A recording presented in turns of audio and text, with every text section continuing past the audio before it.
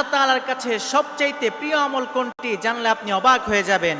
আব্দুল্লাহ ইবনে মাসউদ রাদিয়াল্লাহু তাআলা আনহু বলেন, সাআলতুন নাবিয়্যা সাল্লাল্লাহু আলাইহি ওয়াসাল্লাম, আমি আল্লাহর হাবিব সাল্লাল্লাহু আলাইহি ওয়াসাল্লামকে প্রশ্ন করলাম, ইয়া রাসূলুল্লাহ, আইয়ুল আমালি আহাব্বু ইলাল্লাহি আযজা ওয়া জাল্লা, আল্লাহ তাআলার কাছে সবচাইতে প্রিয় আমল কোনটি?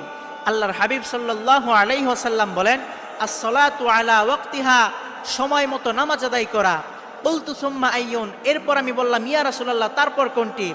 আল্লাহর হাবিব সাল্লাল্লাহু আলাইহি ওয়াসাল্লাম বলেন, সুম্মা বিরুল ওয়ালিদাইন, এরপর হলো মা বাবার খেদমত করা, মা বাবার সাথে সুন্দর আচার আচরণ করা।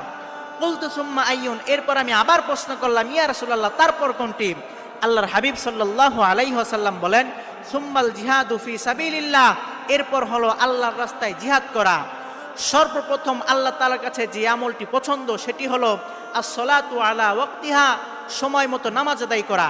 হাদিসের মধ্যে এসেছে, যে ব্যক্তি নামাজের জন্য সুন্দরভাবে ওযু করবে এবং সময় মতো নামাজ আদায় করবে, আল্লাহ তাআলা তাকে মাফ করে দিবে।